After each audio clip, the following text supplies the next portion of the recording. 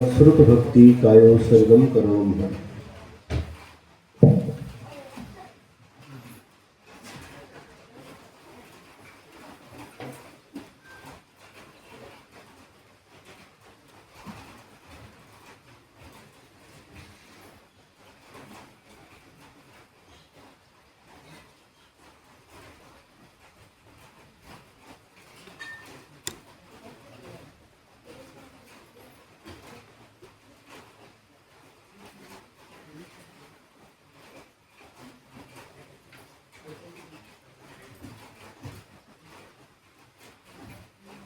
ओकारं बिंदु संयुक्तं नित्यं ध्यायन्ति योगिनः कामदं मोक्षदं चैव ओंकाराय नमो नमः।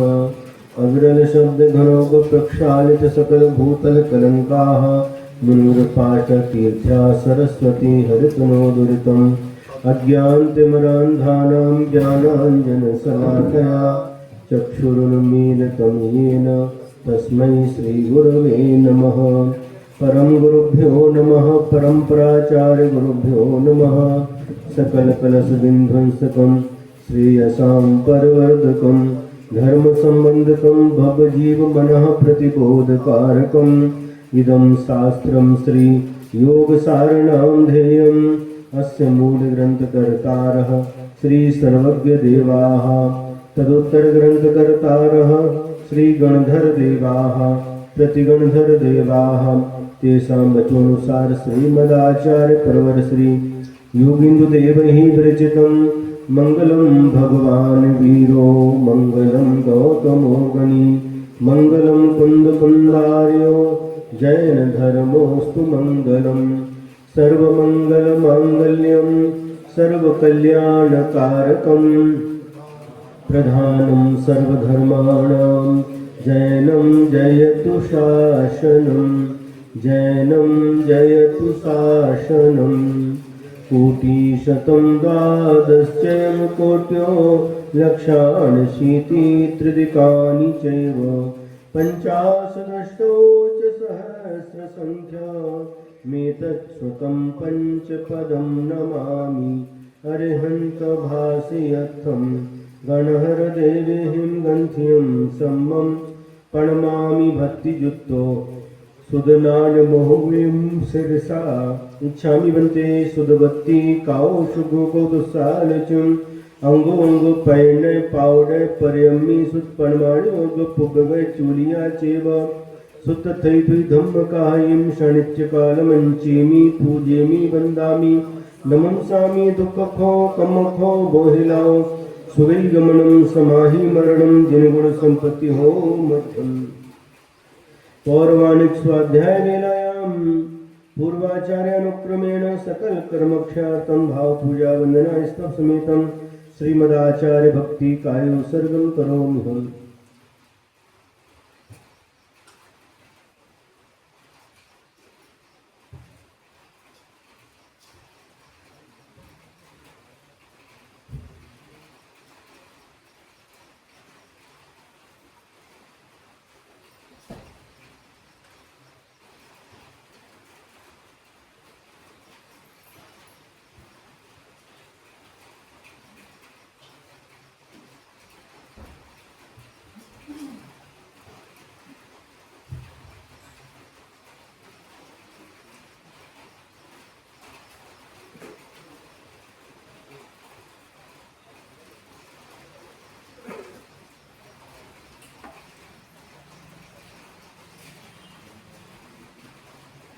श्रुतु जलधि पारगेभ्य स्वपरमत विभावना पटुमतेभ्य सुचरित तपोनिधिभ्यो नमो गुरुभ्यो गुण गुरुभ्य छत्तीस गुण समज्ञे पंचमे आचार करण संदर्शे शिष्यानुग्रह कुशले धम्मायर्ये सया वंदे गुरुवत्य संयमेण्य तरन्त संसार सायरं घोरं चिन्नन्ति अट्टकम्मं जम्मन् न पावन्ति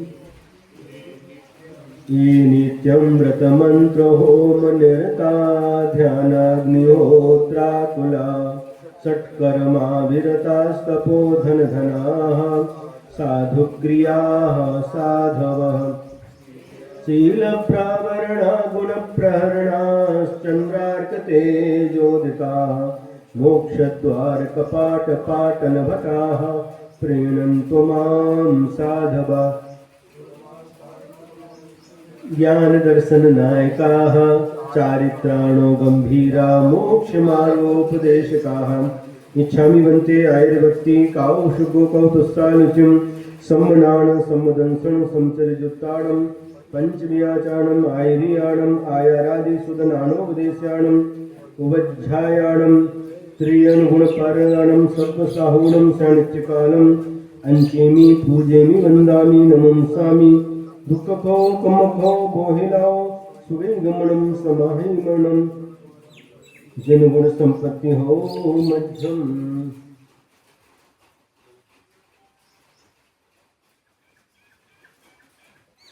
निम्मल झाण परेठया कम्मकलं कड़हेमि अप्पालद्धौ जेण परु ते परमापणवेवि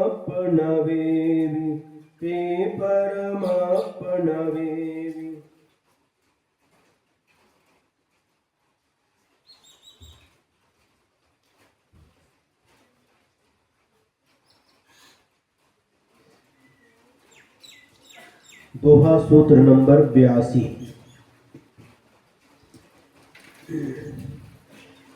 जो परयानै अपपरो सो परचय निबंतो सो सन्नासु मुनेहि तुः केवल नाणि उत्तो यह परिजानाति आत्मानं स परम त्यजिति निर्भ्रांतम् तत्सन्यासं जानीहि त्वं केवल ज्ञानिनः उक्तः। क्या कह रहे हैं? जो यह परिजानाति आत्मानं, जो आत्मा को जानता है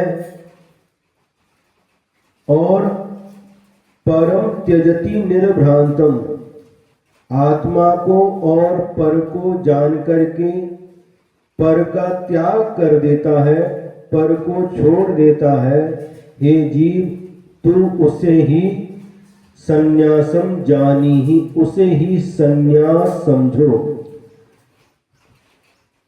केवल ज्ञानिना उत्तम, ऐसा केवल ज्ञानी भगवान ने कहा है।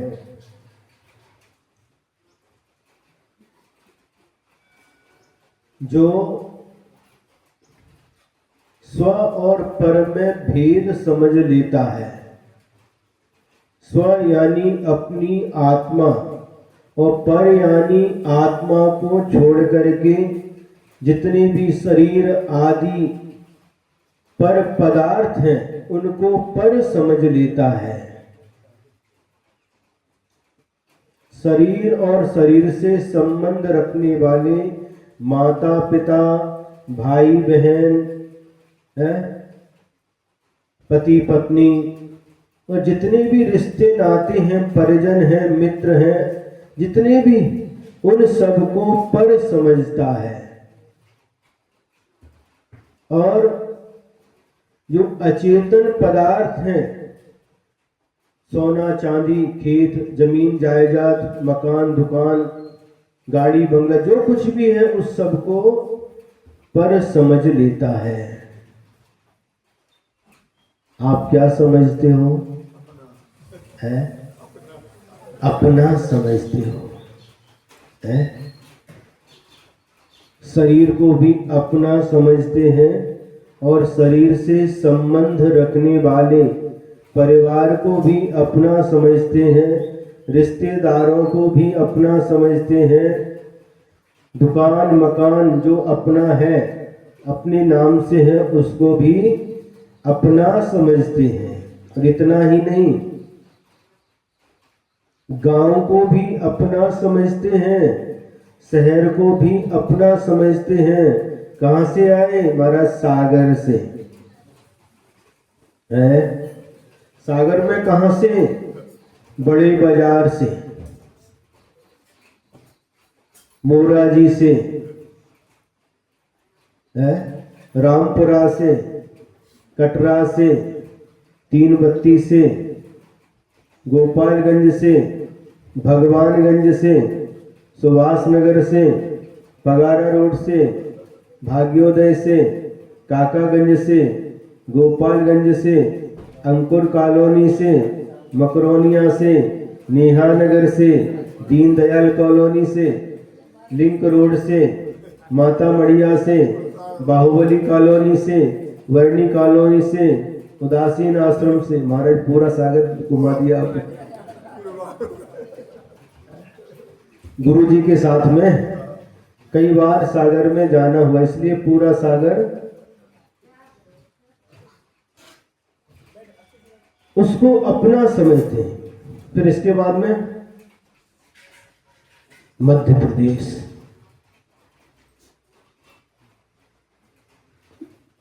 भारत, इन सबको हम क्या समझते हैं? अपना समझते हैं। उल्टी यात्रा प्रारंभ करो, भारत से चालू करो, घर तक आ गए, और घर से रूम तक आ गए, और रूम से इस शरीर तक आ गए। जब ये शरीर भी हमारा नहीं है, हमारा है? यदि शरीर हमारा नहीं है तो अन्य वस्तुएं हमारी कैसे हो सकती हैं? लेकिन मोह के कारण से उनको अपना मान करके हम उन पर वस्तुओं का ही संचय संकलन करते रहते हैं, और उसी से अपने आप को हम सुखी समझते हैं। महाराज राम राज्य है, सब कुछ है, अपना घर है, अपनी दुकान है, अपनी खेती है, बच्चे भी आज्ञाकारी हैं, बहू भी बहुत अच्छी हैं, पूरा ध्यान रखते हैं। इन सबको अपना मान करके हम जीते रहते हैं। लेकिन जिस समय मरण का क्षण उपस्थित हो जाता है, उस समय हम जिनको अपना मानते थे, कोई भी हमारे साथ में, बताओ, कोई भी हमारे साथ में आता नहीं है। आता क्या?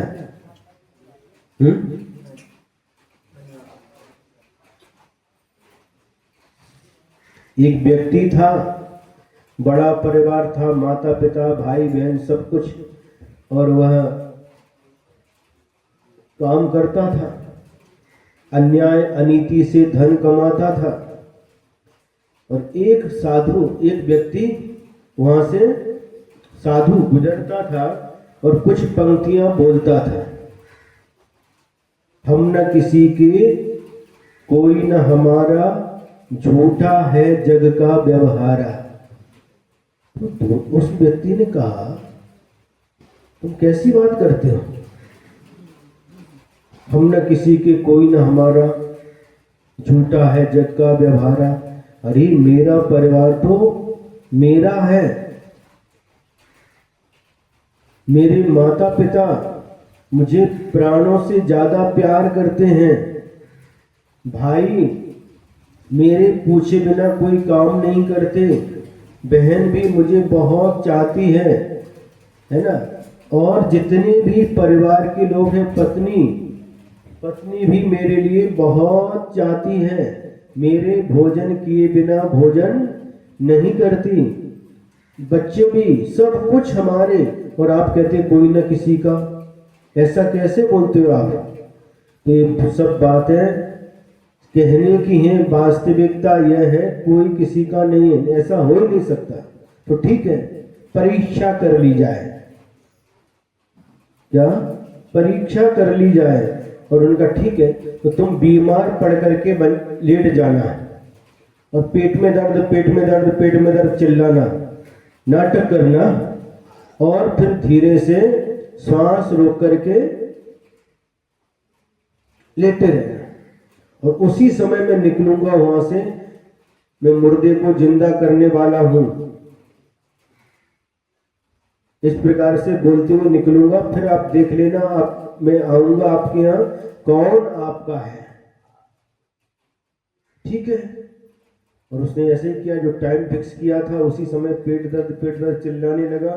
डॉक्टरों को बुलाया, वैद्यों को बुलाया, लेकिन वो तो नाटक कर रहा था, पेट में दर्द तो था नहीं। और फिर लेटा रहा, श्वास रोक करके लेट गया। उनने समझ लिया कि ये मर गया। परिवार के सभी लोग रोने लगे।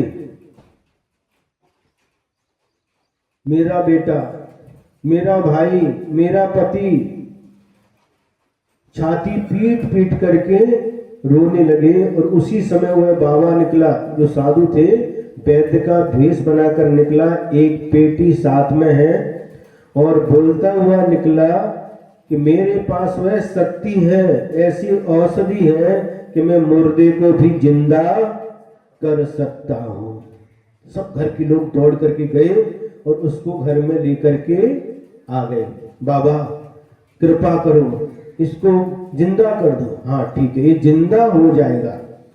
उन्होंने कहा एक कटोरी पानी लेकर के आओ। एक कटोरी पानी लेकर के आए, अपनी पेटी खोली और पेटी में से एक पुड़िया निकाली और उस पानी में डाल दिया।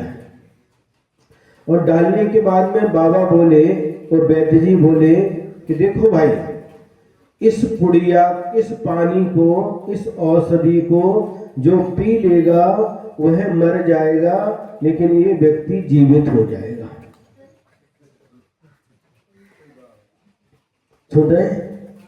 तो ठीक है, अब कौन पिए? सब एक दूसरे का मुंह देखने लगे।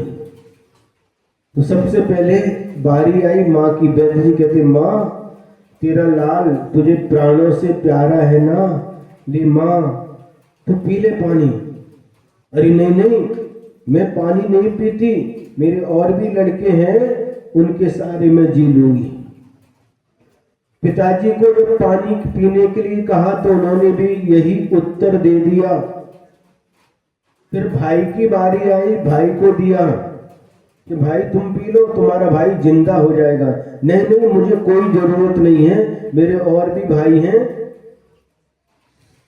उनके साथ में आराम से रह लूंगा। भाभी की बारी आई, भाभी ने भी मना कर दिया और धीरे धीरे करके बहन के पास आए। भाई तुझे बहुत प्यारा था, तू अभी रो रही थी कि मैं किसको राखी बांधूंगी,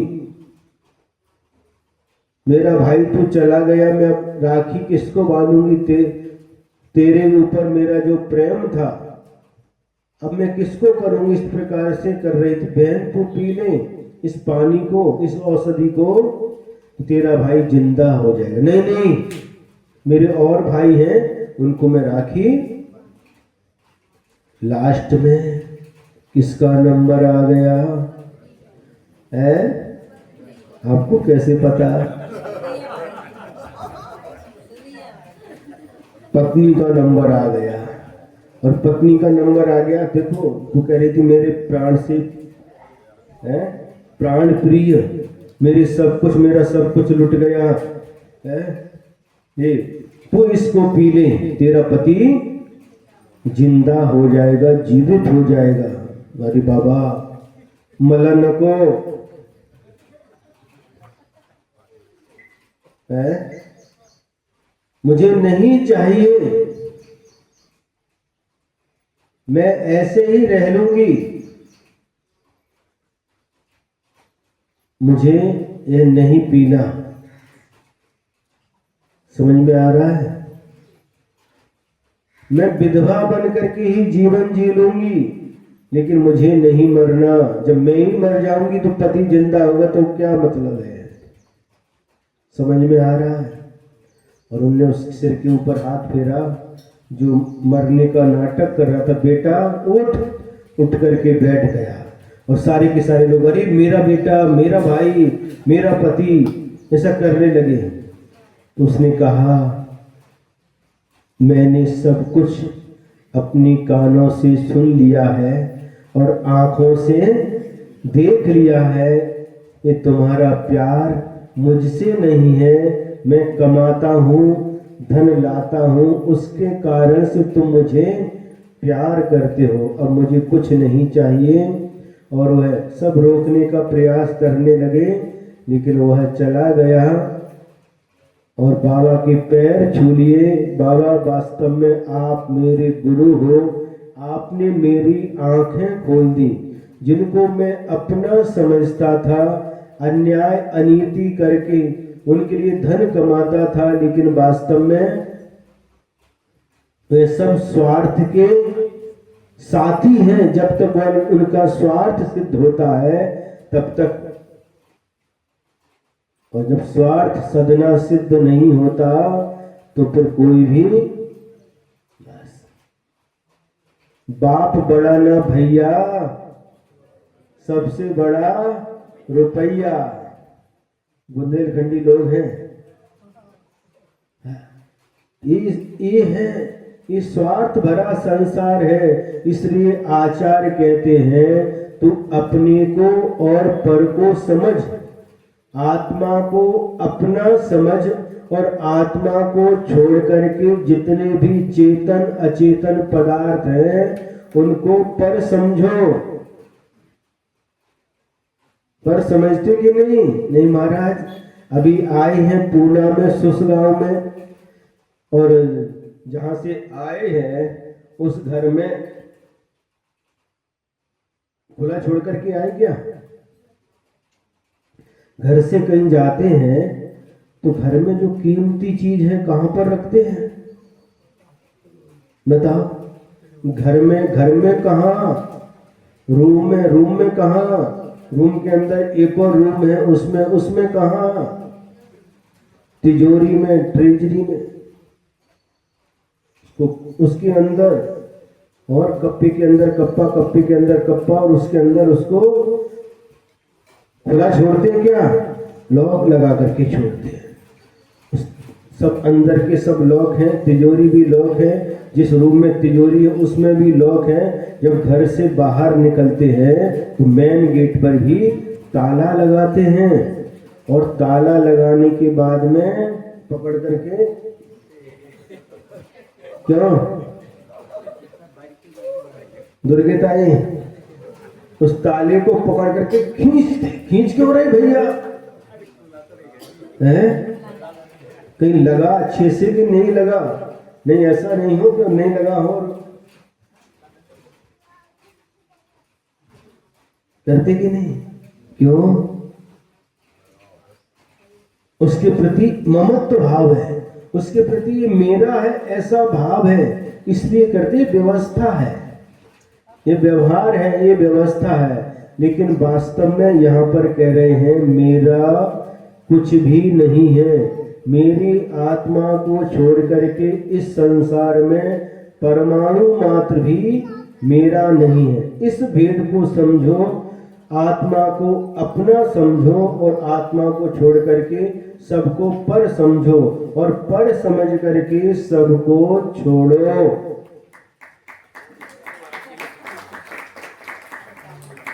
क्यों भाई ताली क्यों बजा दी? समझ रहे? अच्छा, बहुत अच्छा है। इसको पर समझ करके छोड़ो। नहीं छोड़ पा रहे तो कम से कम पर समझो, ये मेरा नहीं है ऐसा समझो, और उसे ही तो संन्यास समझ, उसी का नाम संन्यास है। आत्मा को अपना समझना और सबको पर समझना, इसी का नाम संन्यास है। ऐसा मैं नहीं कह रहा हूं, केवल ज्ञानी ने कहा है। ऋणतय संयुक्त जियो उत्तिम तिथु पवेतु, मोक्ष कारण जोया अन्नु न तंतु न मंतु। क्या कह रहे हैं? रत्नत्रय संयुक्तः जीवः उत्तमम तीर्थम पवित्रम। जो रत्नत्रय से युक्त जीव है वही उत्तम और पवित्र तीर्थ है, और वही मोक्षस्य कारणम, वही मोक्ष का कारण है। अन्य न तंत्र न मंत्र, और अन्य कुछ मंत्र तंत्र मोक्ष का कारण नहीं है। कितनी अच्छी बात कही। रत्नत्रय से युक्त जो आत्मा है, जो जीव है, वही उत्तम तीर्थ है।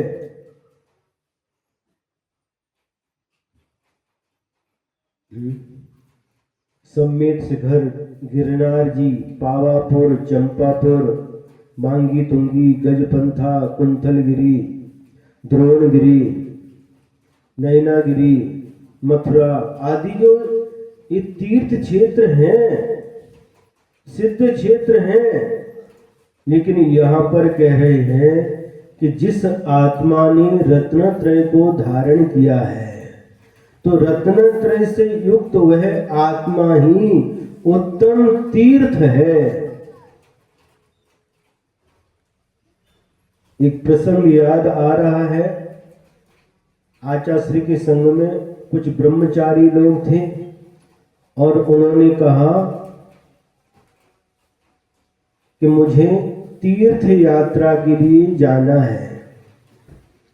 तो गुरुदेव ने कहा, अब मैं तुम्हें ही तीर्थ बनाने की सोच रहा हूं।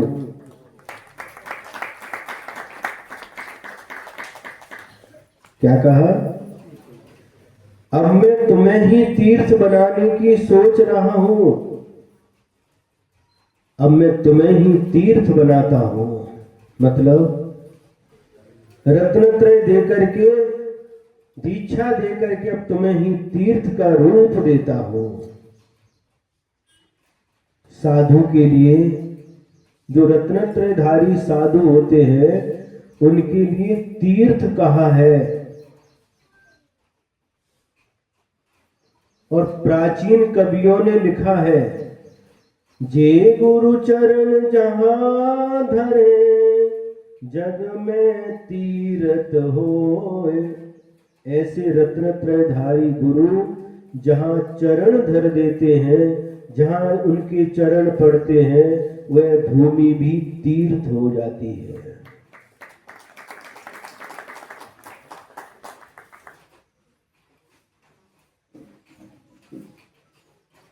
एक स्थान पर पद्मनंदी पंचविंशति का शास्त्र में लिखा है कि जिस घर में, जिस श्रावक के घर में रत्नत्रयधारी साधु के चरण नहीं पड़ते, वह घर श्मशान के समान होता है।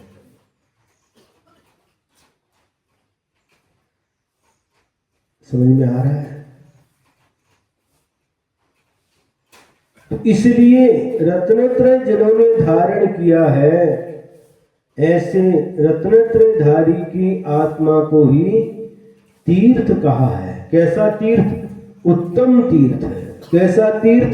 पवित्र तीर्थ है।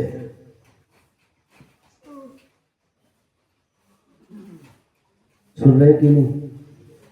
जब आचार्य श्री गुरुदेव विद्यासागर जी महाराज, उनकी चरणों में जहाँ चातुर्मास होता था, तो बहुत दूर दूर से लोग आते थे। दिल्ली से आते थे, जयपुर है, आदि राजस्थान से, इधर से पारोला धुले की तरफ से है, MP UP राजस्थान, कहाँ कहाँ के लोग आकर के टीन सेट में रह करके आहार दान करते थे। बड़े बड़े बंगलों में रहने वाले, AC कूलर में रहने वाले उसमें रहते थे। उनसे पूछा, भाई तुम तो बड़े बड़े घर के, बड़े बड़े बंगलों में रहने वाले लोग हो, यहाँ क्या मिलता तुमको? तो उन्होंने उत्तर दिया कि मुझे जो यहाँ टीन सेट में रह करके गुरु के दर्शन करके, गुरु को आहार दान देके, गुरु की भैयावृत्ति करके जो आनंद मिलता है वह मुझे बंगलों में नहीं मिलता।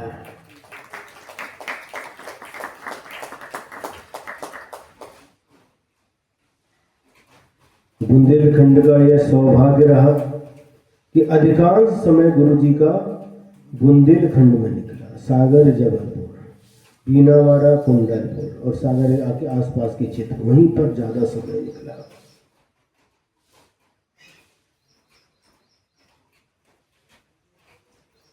दूर दूर से लोग जाते थे और इतने आनंदित हो जाते थे, एक झलक मिल जाती थी, एक मुस्कान मिल जाती थी, हाथ उठा करके आशीर्वाद दे दिया, बस तो व्यक्ति गदगद हो जाता था। आचार्य ने हमारी तरफ देख लिया, आशीर्वाद दे दिया, स्माइल दे दी।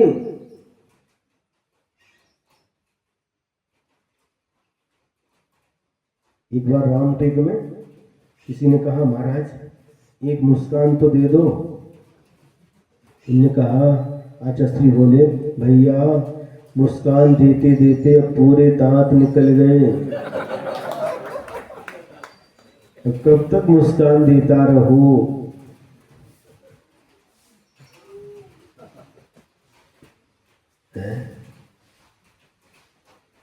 कितने महान गुरु थे, कितना उनका जबरदस्त पुण्य था, जबरदस्त पुण्य था। सारी दुनिया बस एक झलक पाने के लिए कहां कहां से लोग आते थे। ऐसे पवित्र तीर्थ, उत्तम तीर्थ में अवगाहन कर,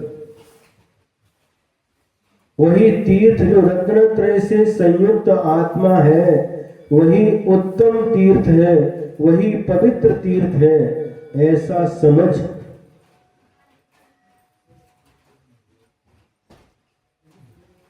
और वही मोक्ष का कारण है। मोक्ष का कारण क्या है? रत्नत्रय, सम्यक दर्शन ज्ञान चारित्राणि मोक्ष मार्ग। सम्यक दर्शन, सम्यक ज्ञान और सम्यक चारित्र, इसे रत्नत्रय कहते हैं और यही रत्नत्रय मोक्ष का कारण है। आज तक जितने भी सिद्ध भगवान बने हैं इसी रत्नत्रय को धारण करके बने हैं।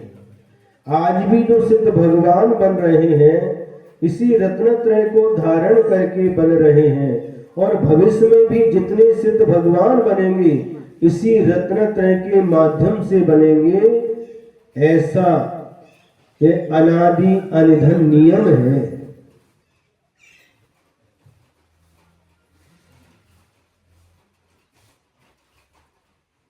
इस रत्नत्रय की महिमा जितनी गाए उतना कम है, और जिन्होंने इस रत्नत्रय को धारण कर लिया है उनका जीवन ही तीर्थ बन जाता है।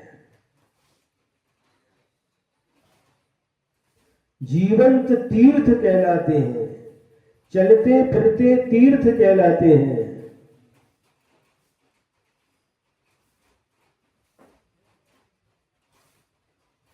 रत्नत्रय रूपी तीर्थ में जो अवगाहन करता है उसे ही निर्वाण की प्राप्ति होती है। बिना रत्नत्रय को धारण किए कभी भी उस मोक्ष की प्राप्ति नहीं हो सकती। क्या चाहिए? क्यों? क्या चाहिए? मोक्ष चाहिए। तो मोक्ष चाहिए तो सब कुछ छोड़ना पड़ेगा। घर परिवार सब कुछ छोड़ना पड़ेगा। जो जोड़ा है, जोड़ करके रखा है, सब कुछ छोड़ना पड़ेगा। तैयार हो? नहीं महाराज, ऐसा कोई रास्ता बता दो छोड़ना भी ना पड़े, घर परिवार धन दौलत और रत्नत्रय भी मिल जाए।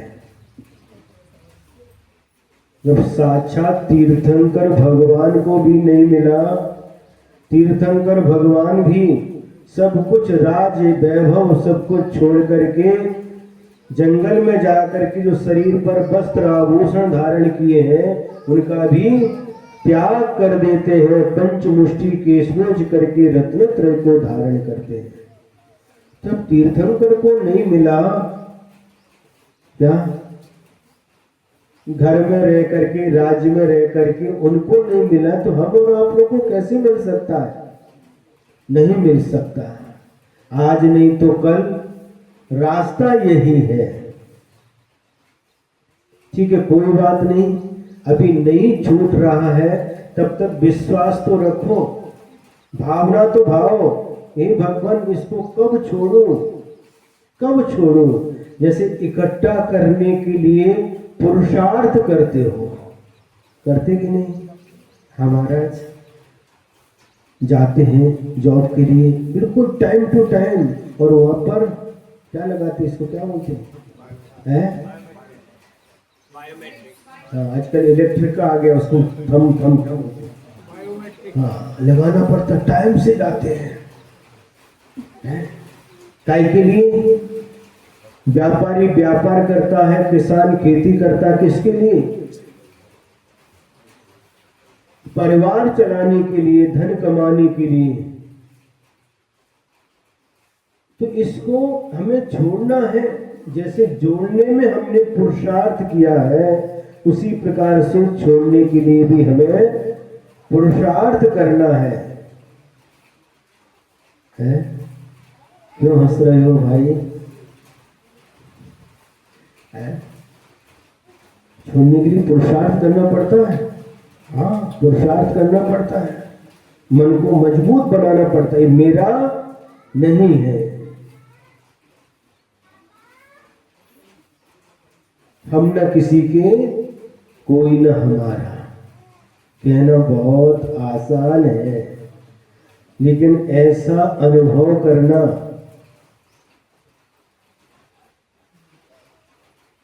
अंदर से ऐसा विश्वास रखना बहुत कठिन होता है।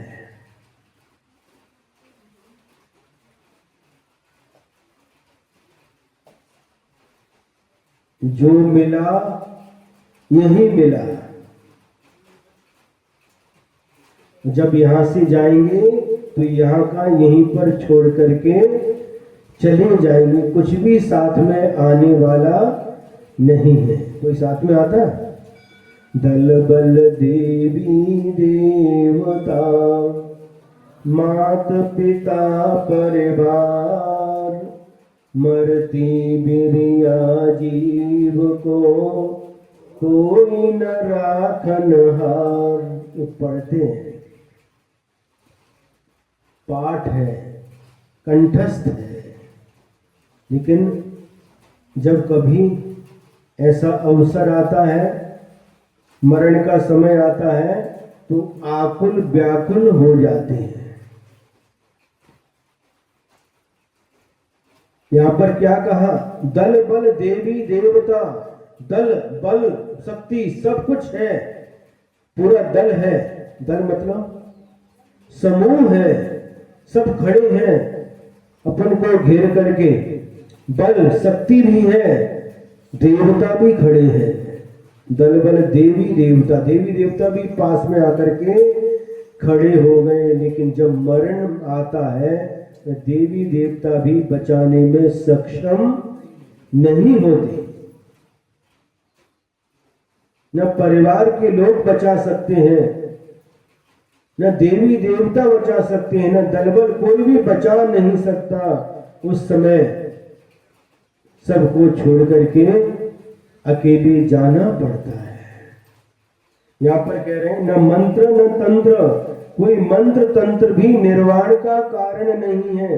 निर्वाण की बात तो दूर है, मणि मंत्र तंत्र बहु होई, मरते न बचावे कोई। मणि मंत्र तंत्र कितना भी कर लो, लेकिन वह भी आपको मृत्यु से बचा नहीं सकते। कितना भी बचने का प्रयास करो, लेकिन कोई भी आपको बचाने में समर्थ नहीं है। मृत्यु के मुख में जाने के बाद कोई भी बचा नहीं सकता। जिस प्रकार से हिरण का बच्चा है और सिंह के मुख में चला गया, सिंह ने उसे पकड़ लिया है, अब कोई भी उसकी रक्षा करने के लिए समर्थ नहीं है। उसी प्रकार से मृत्यु रूपी मुख में जो गया है उसे कोई भी बचा नहीं सकता। इतना विश्वास तो करो, कम से कम थोड़ी देर बैठ करके ऐसा चिंतन किया करो, ये सब कुछ मेरे नहीं है, इन सब को छोड़ करके मुझे जाना है। इस शरीर को हम इतना सजाते हैं, नहलाते हैं, खिलाते हैं, पिलाते हैं, इसकी इतनी केयर करते हैं, फिर भी इस शरीर को भी एक दिन छोड़ करके जाना है। ये भी मेरा नहीं है। विश्वास तो करो। ठीक है, बाकी समय आप जियो, 10 मिनट 15 मिनट जितना समय मिलता है इतना आंखें बंद करके इतना तो विचार करो, चिंतन करो, मेरी आत्मा को छोड़ करके और कुछ भी मेरा नहीं है। जिसका संयोग होता है उसका वियोग नियम से होता है। शरीर का संयोग हुआ है, परिवार का संयोग हुआ है, जिसका भी संयोग हुआ है उसका वियोग नियम से होता है। और जो कुछ भी हमें दिखाई दे रहा है वह सब कुछ नाशवान है, सबका नाश होने वाला। विचार तो करो, मत छोड़ो, लेकिन विचार तो करो, चिंतन तो करो। ऐसा चिंतन करते करते दृढ़ भावना बन जाएगी, तो जब मेरा है ही नहीं तो उसको छोड़ने में देर नहीं लगेगी। और जब तक मेरा मेरा माझा माझा करके बैठोगे तो फिर मोह का संस्कार और दृढ़ होता जाएगा, अब छोड़ नहीं पाओगे। मेरा है, ठीक है, वास्तव में मेरा नहीं है।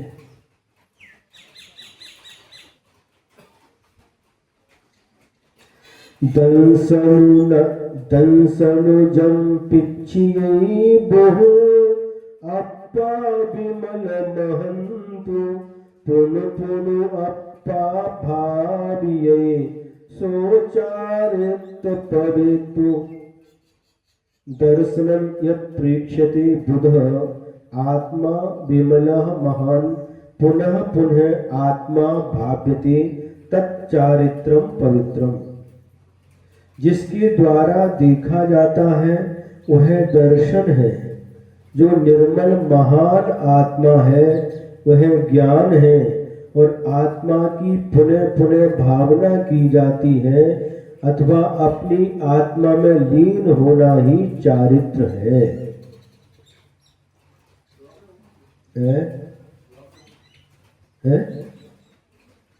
क्या हो गया? जिसके द्वारा देखा जाता है, आप देख रहे हैं, आप सभी लोग इस पंडाल में बैठ करके देख रहे हैं। किसे देख रहे हैं? मुझे देख रहे हैं, और मैं आप सबको देख रहा हूं। आप मुझे किससे देख रहे हैं? आंखों से देख रहे हैं। कौन देख रहा है? आंखें देख रही हैं। कौन देख रहा है? बोलो। आंखें देख रही हैं।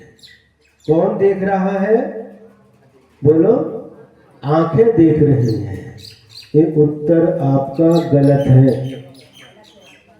यदि आंखें देखती हैं तो जब शरीर से प्राण निकल जाते हैं, व्यक्ति मर जाता है, आंखें खुली हैं, वह देखता है क्या?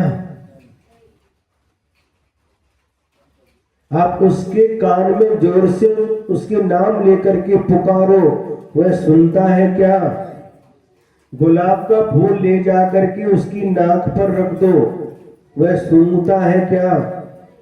गुलाब जामुन लेकर के उसके मुख में रख दो, वह स्वाद लेता है क्या? बोलो।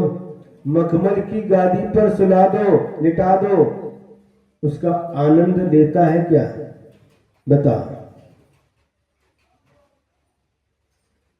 यदि आंखें देखती हैं तो मुर्दे की आंखें भी देखना चाहिए।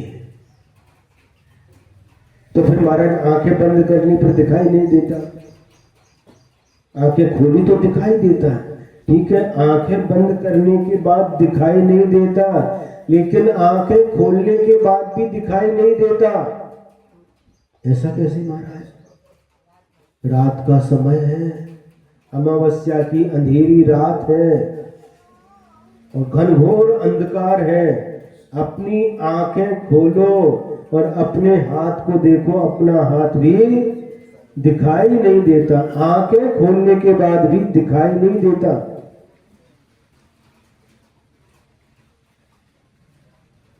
तो फिर कौन देखता है?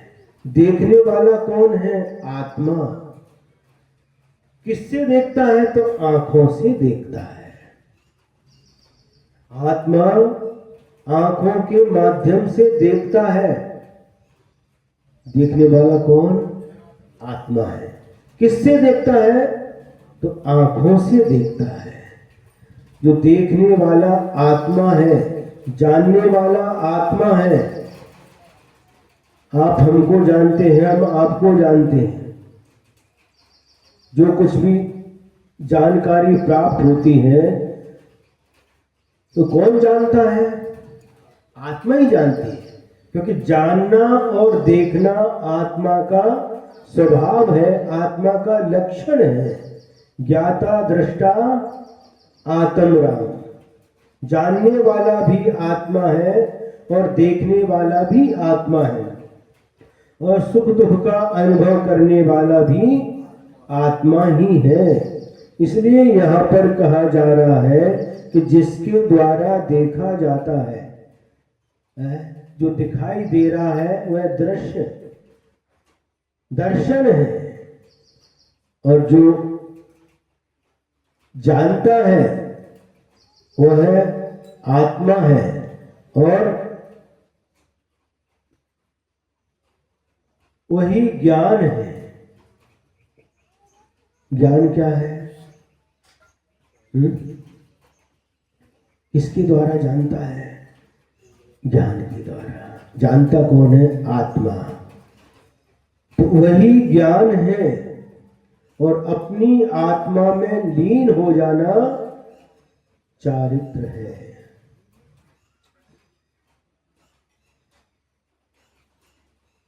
समझ में आ रहा है? धीरे धीरे समझ में आता है। ये भगवान की वाणी है, साक्षात तीर्थंकर भगवान की वाणी है। आज तीर्थंकर भगवान इस धरती पर नहीं है। आज कोई केवली श्रुत केवली नहीं है, कोई अवधि ज्ञानी मना परे ज्ञानी मुनिराज इस धरती पर नहीं है। लेकिन भगवान की वाणी आज भी जीवित है। भगवान चले गए मोक्ष में, लेकिन उनकी वाणी आज भी जीवित है। और इसी जिनवाणी के माध्यम से, जिनवाणी को सुन करके हम चलेंगे तो निश्चित रूप से हम भी उस शाश्वत सुख को प्राप्त कर सकते हैं, उस मोक्ष को प्राप्त कर सकते हैं। ये हम लोगों का परम सौभाग्य है कि आज हमारे लिए भगवान की वाणी उपलब्ध हुई है। आप लोग भी बहुत सौभाग्यशाली हैं कि यहाँ पर बैठ करके भगवान की वाणी को सुन रहे हैं। वाणी किसकी है? भगवान की। सुना कौन रहा है? मैं सुना रहा हूं, लेकिन वाणी मेरी नहीं है, वाणी भगवान की है। मात्र अपने मुख से उसका उच्चारण करके आपको सुना रहा हूं। भगवान की वाणी प्रत्येक प्राणी का कल्याण करने वाली होती है। भगवान की वाणी से किसी भी जीव का अहित नहीं होता, किसी भी जीव का बुरा नहीं होता, प्रत्येक प्राणी का कल्याण होता है। ऐसी जिनवाणी माँ हमें मिली है। जैसे बच्चा अपनी माँ की गोद में सुख का अनुभव करता है, उसी प्रकार से हमें भी जिनवाणी माँ की गोद में रहना चाहिए। गोद में मतलब क्या? जिनवाणी में बैठ जाओ, है? उसकी शरण में रहना चाहिए। जिनवाणी ये शास्त्र है, शब्द है, लिपि में लिपिबद्ध किया गया है, जिसके माध्यम से पढ़ करके सुन करके हम उस बोध को प्राप्त कर लेते हैं, वह ज्ञान प्राप्त कर लेते हैं, और उस ज्ञान के माध्यम से जो अहितकारी है उसको हम छोड़ देते हैं, और जो हितकारी है, आत्मा का कल्याण करने वाला है, उसको ग्रहण कर लेते हैं। ये ज्ञान हमें कहाँ से मिलता है? बताओ। जिनवाणी से मिलता है। छोटा बच्चा है क्या? आचार्य श्री एक उदाहरण सुनाते थे, वो उदाहरण सुना करके हम समाप्त करेंगे। 3 हो गया है।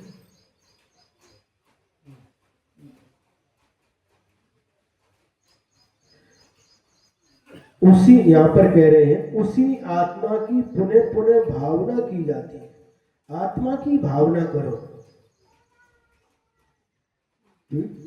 भावना तो भाव किसकी बात है? आत्मा को छोड़कर महाराज सबकी भावना करते हैं। एक प्रसंग याद आता है, गुरु जी ने सुनाया था, आचार्य श्री ने। एक छोटा बच्चा है और चूल्हा जल रहा है, और उसमें जो अग्नि जल रही है उसे बहुत अच्छी लग रही है, और वह घुटने से चलता चलता, अभी चलते नहीं आता उसको, छोटा बच्चा है, और उसके पास जाता है, और माँ उसको दूर करती है, बेटा हाँ, दूर करती है। फिर उसको पकड़ने के लिए जाता, माँ पकड़ करके उसको दूर करती है। 4-5 बार हो गया, बार बार बेटा उसको पकड़ने के लिए जाता है, अग्नि की जो लौ उठती है ना, उसको पकड़ने के लिए जाता है। अथवा कोई दीपक जल रहा है, उसकी लौ को पकड़ने के लिए जाता, उसको अच्छी लग रही है। माँ बार बार कहती, बेटा हाँ, बेटा हाँ। उसको समझ में नहीं आता, छोटा बच्चा है। कई दिन ऐसे बीत गए, बार बार उसको पकड़ना चाहता, बार बार माँ उसको उससे दूर कर देती है। और एक दिन क्या होता है, वह बेटा माँ का किसी काम में ध्यान था, दूसरा काम कर रही थी, और जाकर के उसकी दीपक की लौ को पकड़ लेता, और पकड़ते ही हाथ में चटका लगता, और जोर से चिल्लाता, रोता है।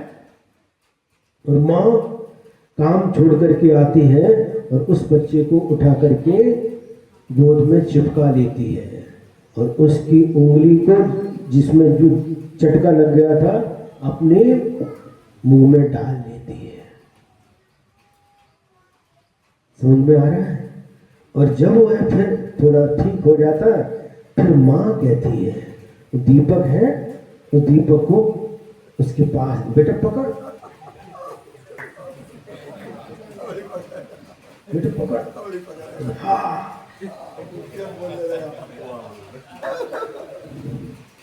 पहले माँ ने सिखाया हाँ हाँ, तब समझ में नहीं आया, जब पकड़ के चटका लग गया तो समझ में आ गया।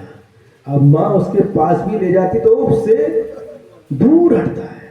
माँ को कहता हाँ, अब बेटा ये तो मैं तुझे समझाता था, समझाती थी, जब चटका लगता है तो समझ में आ जाता है, बिना चटका लिए समझ में नहीं आता। सुन रहे कि नहीं? उसी प्रकार से जिनवाणी माँ हमारे लिए समझाती है, बेटा पाप मत करो, पाप हाँ, समझ में नहीं आता। जिनवाणी माँ बार बार कहती है पाप मत करो, मिथ्यात मत करो। मिथ्यात की तरफ जाता बेटा हाँ, पाप की तरफ जाता है बेटा हाँ। जिनवाणी माँ कहती समझ में नहीं आता, और पाप करने के फल से जब नरक में चला जाता है, दुखों को प्राप्त करता है, और उस समय कहते बेटा कर पाप हाँ। जब उस पाप के फल को भोगता है तब उसे समझ में आता है कि जिनवाणी माँ मुझे कितना समझाती थी बेटा पाप मत कर, बेटा पाप मत कर। तब समझ में नहीं आता था, अब नरक में आ गया उस पाप के फल से, अब समझ में।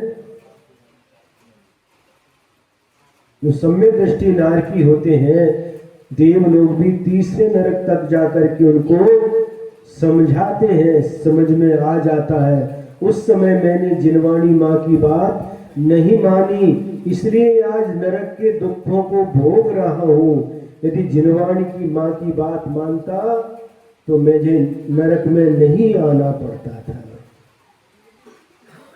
मैं जिनवाणी माँ की बात मानता था तो मैं स्वर्ग के सुख भोग रहा होता था। क्यों? समझ में आ रहा कि नहीं? हो आचासी कहते थे, हो तो बोलो।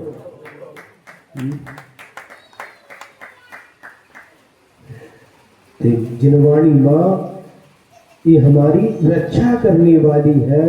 माँ जिस प्रकार से अपने शिशु की रक्षा करती है, पालन पोषण करती है, उसी प्रकार से जिनवाणी माँ हम सभी की रक्षा करने वाली है, हम सभी को दुर्गति से बचाने वाली है, हम सभी के हित करने वाली है। ये निश्चय से समझो, दृढ़ विश्वास रखो। कौन है हमारा रक्षक? रक्षा करने वाला कौन है? रक्ष रक्ष जिनेश्वर। हे जिनेन्द्र भगवान मेरी रक्षा करो, हे जिनवाणी माँ मेरी रक्षा करो, हे गुरु हमारी रक्षा करो। कौन रक्षा करता है? धर्मो रक्षति रक्षता। जिस धर्म का हम पालन करते हैं वही धर्म हमारी रक्षा करता है। हम धर्म की रक्षा करते हैं, धर्म हमारी रक्षा करता है। वही किया हुआ धर्म रक्षा कवच बनकर के हमारी रक्षा करता है। इस रहस्य को समझो। कोई भी देवी देवता हमारी रक्षा नहीं करते, कोई भी हमारी रक्षा नहीं करता। हमारे द्वारा किया गया धर्म ही रक्षा कवच बनकर के हमारी रक्षा करता है।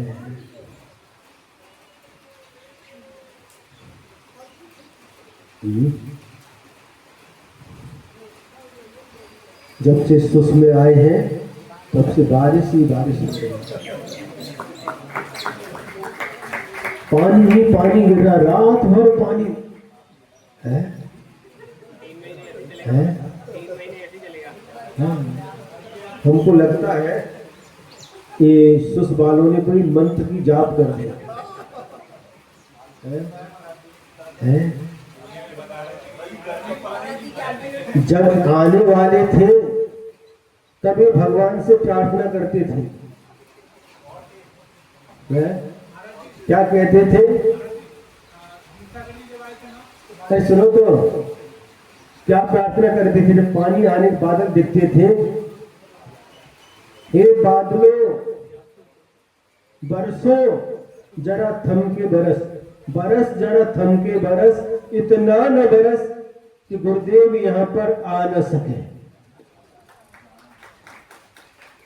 और जब आ गए हैं अब क्या बोलते हैं? हे बादल बरस जरा जम के बरस, इतना बरस कि गुरुदेव यहां से जा न सके।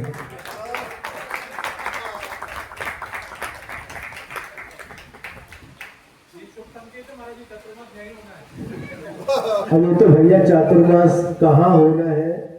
चातुर्मास तो बिल्कुल पूरा बारिश ही बारिश हो रही है। चातुर्मास कहाँ होना है ये हमें भी नहीं पता। अब आपको पता तो आप जानते हैं, हमको भी पता नहीं। जहाँ आचार्य का आशीर्वाद मिलेगा और जिस क्षेत्र का पुण्य होगा वहां पर चातुर्मास होगा। लेकिन संभावना ऐसी है, संभावना कि पुणे में ही होगा।